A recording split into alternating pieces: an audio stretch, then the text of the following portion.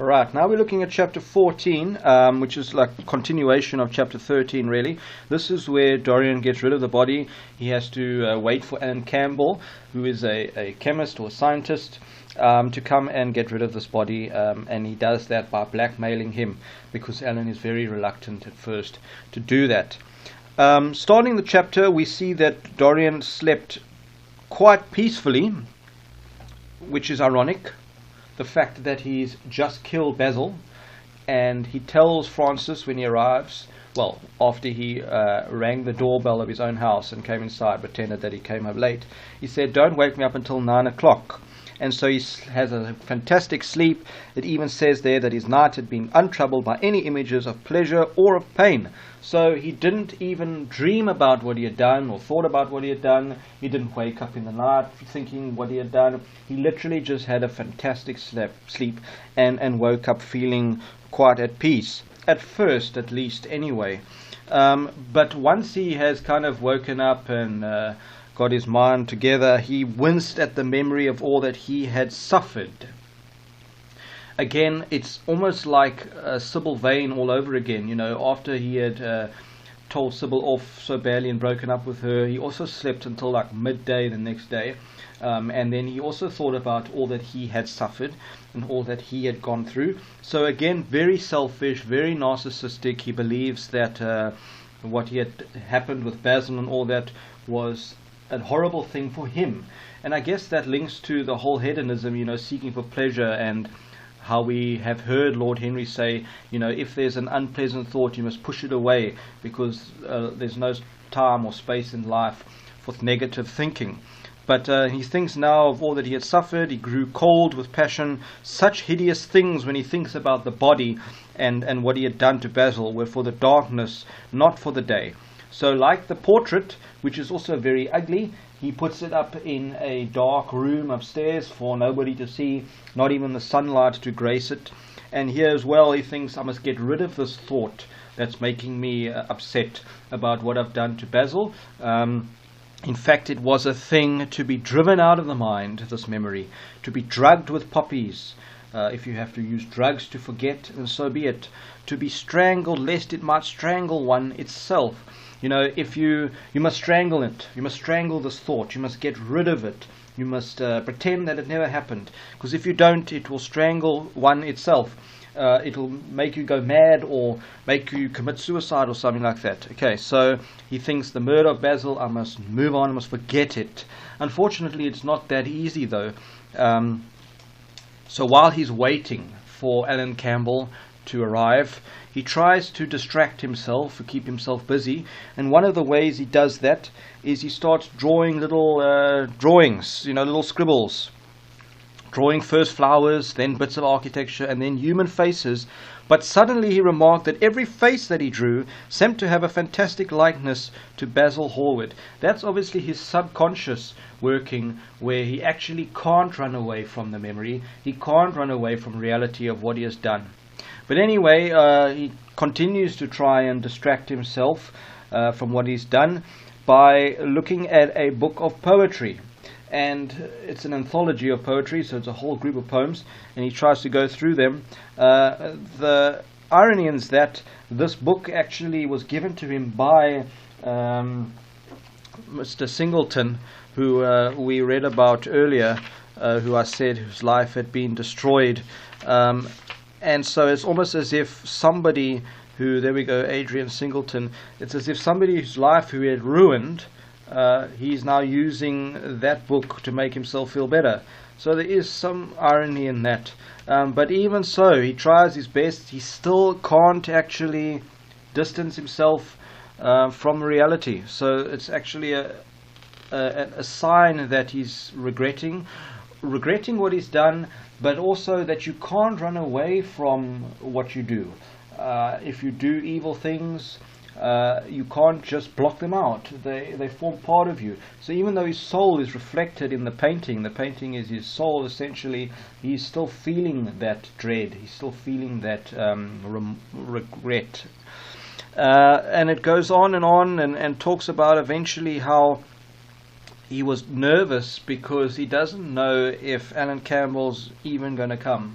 and if he does come, is he going to do what he asks?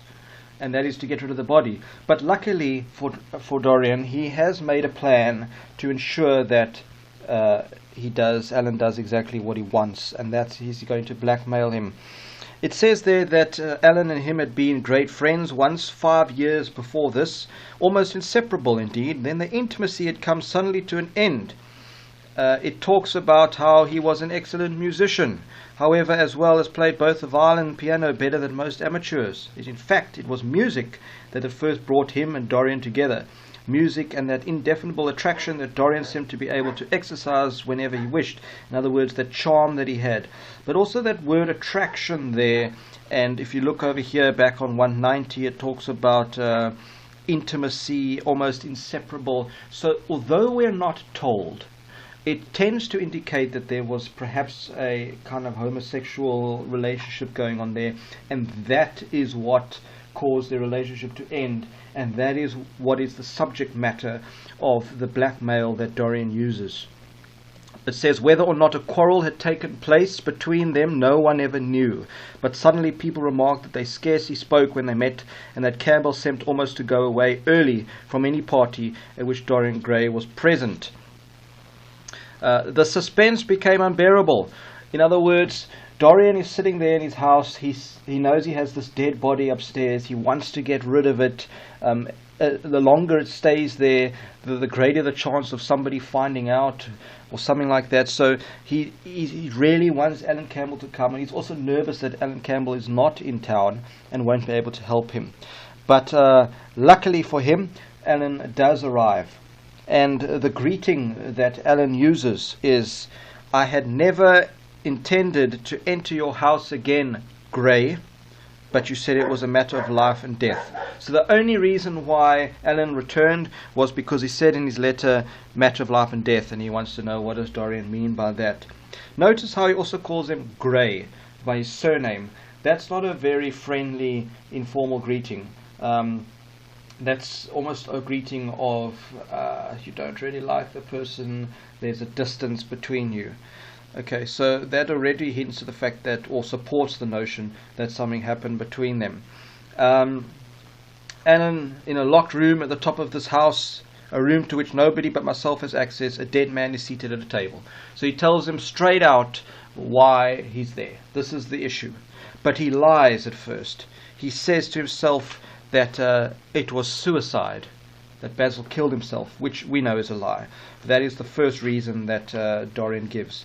Of course, Alan is not interested at all. He says, keep your horrible secrets to yourself. And Dorian says, but you are the one man who is able to save me. What you have got to do is to destroy the thing that is upstairs. The thing again. Okay, you've got to destroy the thing. In other words, Basil's body. Desensitizes it. Desensitizes himself. Alright. Of course, Alan refuses. He says, I'm not getting mixed up in your problems. I'm not getting rid of a body. And then eventually, further down the page on 194, Dorian admits that he tells the truth. And he says, Alan, it was murder. I killed him. You don't know what he had made me suffer. Again, is it not the other way round? Surely. Very narcissistic. And of course, Alan says, well, he's not going to do this. Now, luckily, Alan is a scientist who, in fact, has, or a chemist, has a passion for science and chemistry, and has a laboratory of his own. That is convenient.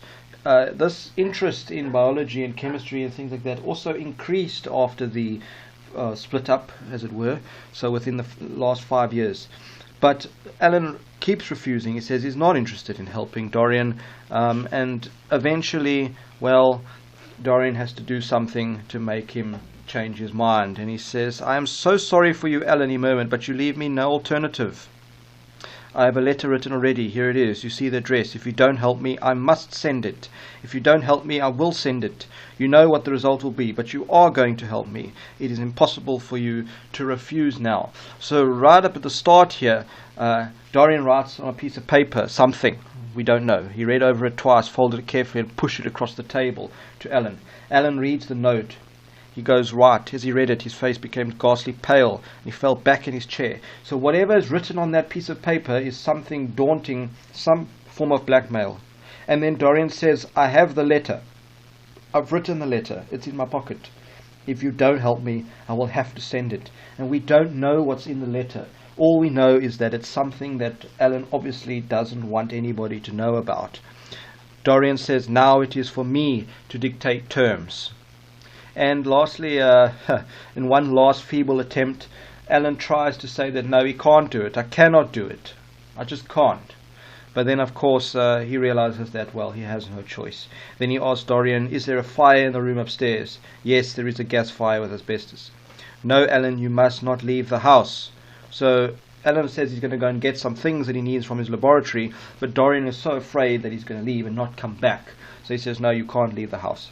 So in the end, they write up a list of what he needs, and they give it to Francis, and Francis goes and fetches the stuff. Hush, Alan, you have saved my life. Your life, good heavens, what a life that is. I wish you had 1,000 parts of pity for me that I have for you. And so eventually they go up to the room, and as they get to the top, Dorian sees that he hasn't covered the painting with the gold and purple cloth. So he quickly rushes in and covers the painting, and then there we go, gold and purple hanging. He flung it right over the picture. Then Alan says, listen, I don't want you in this room, I don't need you in this room, leave. So Dorian leaves the room, and he waits downstairs. And eventually Alan takes about 5 hours, and he comes back long after 7, and he says, now goodbye, let us never see each other again.